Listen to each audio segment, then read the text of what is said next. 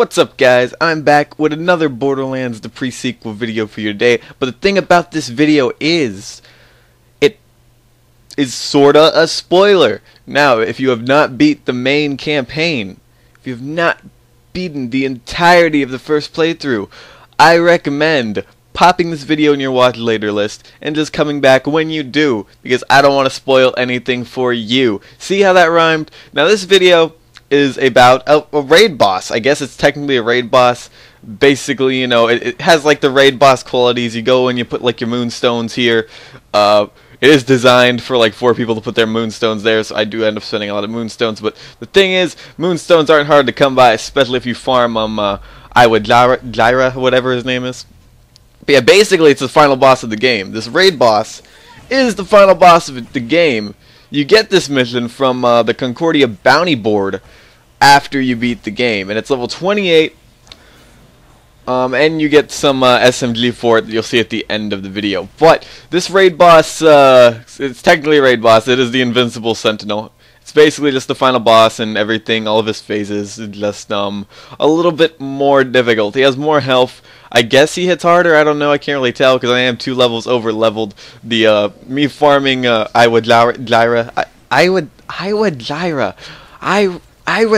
don't even know how to say that boss's name, but me farming him got me to level 30, got me a hell of a lot of moonstones, and I'm rocking like an almost like fully like ammo's, like what is it, ammo SDU'd out Vault Hunter after the time of this video. Now basically I'm in this entire fight, I'm just completely staying away from him. He hits really hard. He doesn't really have that raid boss feel, not like a Borderlands 2 raid boss, but he is still pretty tough. But here's the thing, he's more rewarding than a Borderlands 2 raid boss, which is amazing, and you'll see why. But yeah, so I'm just rocking this like Hyperion, this blue rarity Hyperion laser beam thing here, and it's shock, and this is awesome. I do have a Maliwan one, a purple one, but the thing is about the Maliwan one is it's not Hyperion, and since it's not Hyperion, it doesn't get more accurate as you fire.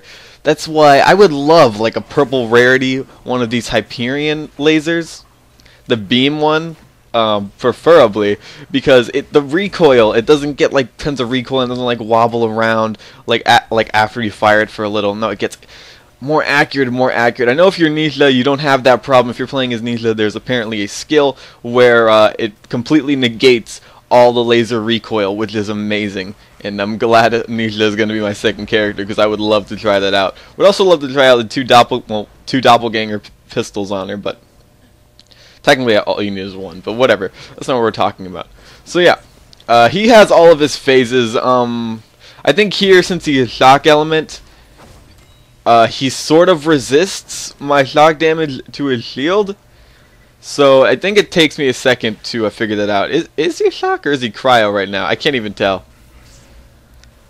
I think he's shock right now, and I'm pretty sure the cryo I saw was just my grenades. Yeah, I'm rocking the Kiss of Death too. I don't know. It helped. It helped. Any transfusion would help, but that's basically what I had. Well, I guess he's not shock right now, because there's a point in this video where I figure out that he's shock, and I have to switch to my E-gun, and I will be showing you guys about the E-gun later today, how to get it, because it is an amazing laser. It is an amazing laser beam. I love it. I'll definitely be rocking it in game. And I do switch around a lot in this video, and I look for the gun. Sorry about that. Eventually, I just put them both in like their own slot, so I don't have to do it. But yeah, that's the E-gun. In case you didn't know, in case you didn't see it in some of my other videos, the E-gun is a beast. I love the E-gun. Unfortunately, it is Maliwan, not Hyperion, so it does have a little bit of a wobbly effect after you fire it. But oh well, it's not too bad. Me as a FPS player, I don't have the best accuracy, just cause I'm me. So having a gun like this that is completely like terribly accurate does make the fight a little bit harder on me. But the thing is, Athena is so great in fights like these because she just absorbs all the damage taken at her, which is very nice. And her action skill has a nice a reasonably nice recharge. I think like what, 20-30 seconds. Really, really good. Really, really helps out during this fight. Athena just takes up all the hits, and hits hard. It's really, really hard. But yeah, basically I did die once during this fight. You won't see it here because I edited that part out just to save time in the video. I did die once. I kind of underestimated him. I was like, oh, you know what, this is the final boss. He's probably a little bit harder, but not too hard. I took the final boss down pretty easy, plus I'm 2 levels over leveled. So I figure I could just destroy him. Now here I'm like, okay, maybe he doesn't have the second stage, and I'm like, nope, second stage. It's like, dang you, Tina. But basically, yeah, the mission is basically, you pick it up, and then Tina asks, goes ahead to it, like up to Athena, and asks her about a raid boss, and did you ever fight a raid boss? And she's like, what is that? What is that? And Tina is like baffled, and Brick is like baffled. It's like, what? And then she's like, we recommend that you go and fight one with friends. Now, of course, I am like majorly a solo player most of the time, like 95% of the time. So I don't want to go fight a raid boss with other people. Plus, not many people on my friends list are at this level yet. I am level 30 as of last night. This was recorded last night. I have leveled reasonably fast. And I'll probably have this character maxed out probably by tomorrow, come to think of it. In True Vault Hunter mode. Probably level 50 by tomorrow, guys. Just cause I've been no-lifing this game. Been no-lifing it. I have. But I've still been enjoying it. I haven't just completely rushed through it. But yeah, she recommends with 4 people. It is definitely doable with 1. As you can see, I'm doing it here with pretty much relatively easily, as I learned to talk. So I go ahead and just do it with 1. I can't remember why I brought that up now. There's a reason I brought that up. Oh, it was because Brick says this line where, well, you could fight it with 1 person, but only if you have some broken-ass loot combo that you want to show off on the internet, like B Santa combo, huh? Wink, wink. I love when Gearbox does that. Gearbox 2K. I don't know. I just love it when they pick on that stuff. But yeah, here I do miss a lot. I don't want to stand in front of them because in front of them is kind of dangerous. I don't know why. Also, sometimes there's like this little electrical dot going along the floor, and he brings up these like beams, these like little platforms for you to stand on. I don't realize that those can really help me or what they're really for till the end of the video. I don't realize that you're supposed to jump on them, that they're not supposed to kill you in some horrible, horrible way. I did not trust them. I didn't think that the boss would bring up something that I could stand and jump on, even if it's only for a second because they go away once you touch them. To save me from his dot, so I just ran around dealing with the dot. I do have an adaptive shield though. It's not the Haymaker. I have no idea where the Slaughter Pit DLC thing is, or if I even have it. This game was pre-purchased on Steam, so I probably should have it. I mean, it was gifted to me, but still, if not, I'm sure I could use the Borderlands 2 glitch of getting the wildlife preserve to get that, since it is on the copy. And unless I could actually just buy it right off the bat, which I don't think you could do yet. If so, I would do that. And if I don't have it, then I will do that in the future, just cause it may still be on the, it may still be like in the game, but whatever, I'll pay for it. I have no problem spending money on this franchise. This is an amazing, amazing franchise. Also, I'm pretty high up in the sky here. I have no idea how that happened, but oh well. Also, this singularity, I didn't even realize at first that that's a singularity. Like when I first fought this boss for the first time, I didn't realize that was a singularity. Because it doesn't really pull you in like a wormhole thread or anything, which is nice. It's basically if you're standing still, it'll pull you in and kill you. And then he'll, you know, crush it and everything. But he's a relatively easy boss to avoid, especially in this stage. I think like the highest chance of him killing you is within the first stage. After that, it's basically just rinse and repeat with this stage. He can't really touch you. Just because he's stuck there. He's stuck there. Or she. He's like half guy, half girl. I don't know what you are, Guardian. But Guardian, this boss is kick-ass. And this area is kick-ass. If you guys ever want to see what inside the vault looked like, I hope you already beat the game. If not, then you're watching this against my spoiler warning. If so, that's fine, as long as you're okay with it. But yeah.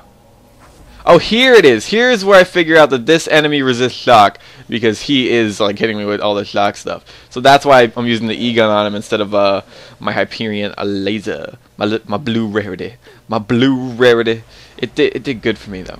Also, apparently this boss is farmable. It's not like at the beginning of Borderlands 2 where a raid boss would lock you out every 24 hours. Even though Terramorphous was never like that, but the Seraph Guardians were. This is not one of those, which is great. I didn't expect it to be, but I'm just tossing it out there. You could apparently farm this. Tiny Tina tells you, or is it Brick? One of them tell you that you could kill the raid boss as many times as you want, again and again, just for more loot, apparently. Which I guess is cool. But I don't know how that works. Does it just completely replace the final boss? Or okay, no, maybe what I'm thinking is that you could just walk in to fight the regular boss, or you could put the moonstones, then walk in to fight the raid boss. That makes sense. It's 10 moonstones on each stand, so that's like 40. Math is bad. 40 moonstones. That may sound like a lot. It's really not. Moonstones you get so easily, especially if you farm that Iwadira dude that I showed you guys in last night's video. He drops a ton. This boss also drops a ton of moonstones, even in his his final boss form. But he is not as quick and easy to kill because he does have stages. So I do recommend farming Iwadira. That sounds right. That sounds like how you say it. Iwadira. There we go. See, was it really that hard? Also, I think this guy has one more stage to him. Also, these guardians you can pretty much completely avoid. They're not really. I just keep them around just so I can throw kisses of death at them so I can get my health back. That's pretty much their only purpose for me, because they're not really touching me. Also, lasers. Lasers are so good, guys. Lasers are so good. If you're avoiding lasers, don't avoid lasers. Lasers are like the best weapons in this game. And there's like apparently a lot of uniques and a lot of legendaries just around lasers, and I want to get them. So here's when I figure out that, oh god, this is a singularity, because I just let it pull me in. But good thing I have my shield that just absorbs all the damage, even though it only covers like a small portion of my body, but that's okay. I'm not complaining. But yeah, here I start jumping on the pads, realizing that, okay, these things aren't going to kill me, but when you get near them, they do go away. They do start to fade away, but that's okay. You're not really going to fight this boss here anyway. I've been rhyming a little bit too much.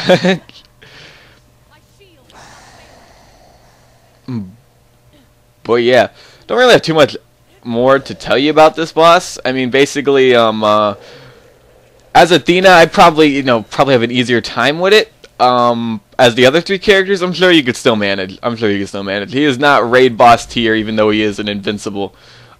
He is not. The Sentinel is just not raid boss tier. I don't think there are any raid bosses besides this guy in the game. I'm pretty sure that 2K said that they will look into raid bosses in like future content, which would be nice. I would love to see raid bosses in this game and love to see how 2K does it. 2K Australia does it, because they have not disappointed, and I really doubt they're going to throw another Veracitus at us, because I swear if I get another raid boss that is hit you till you die, which is hit you twice, and spam novas and unavoidable attacks, I'm going to scream. But the thing is, with the bosses that I've seen so far in this game, I don't think that's going to happen. These bosses are very, very fun to fight, very nice dynamics to you. Also, you get an achievement. Now, at the end, that sort of makes up the story on the fly. It didn't really happen. It's not technically canon. It's not canon afterwards. After the last mission of the first playthrough, the game is like no longer canon apparently, because I doubt True Alternate Mode is canon since it changes up. Not that I've been into it yet. I'm gonna go into it probably today, after I feel comfortable. Also, I get a black hole. Now, I don't know if you get a legendary every time. If so, that is amazing. You get rewarded for a raid boss that isn't even raid difficulty. It's a ton of moonstones too. A ton of moonstones. You get a lot of loot. But I got the black hole. I'm looking around for more stuff, more legendary, seeing how generous they are being. Because this game has been very generous. They just like to throw free weapons at you like it's nothing, and I love it. I love it. I love it.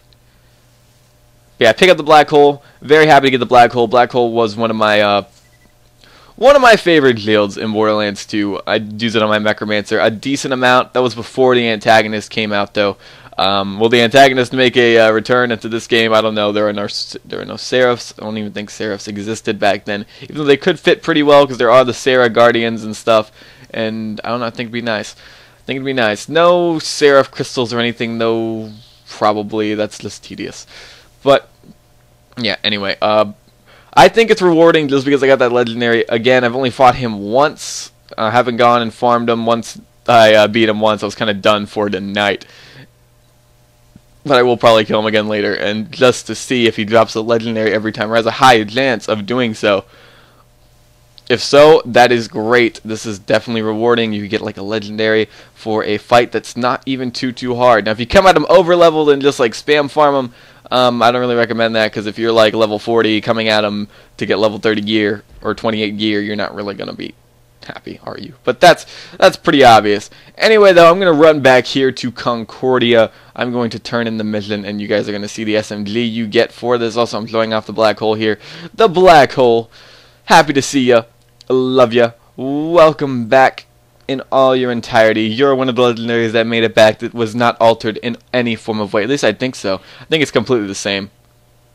I know there's some legendaries that came back that weren't affected at all. But, yeah.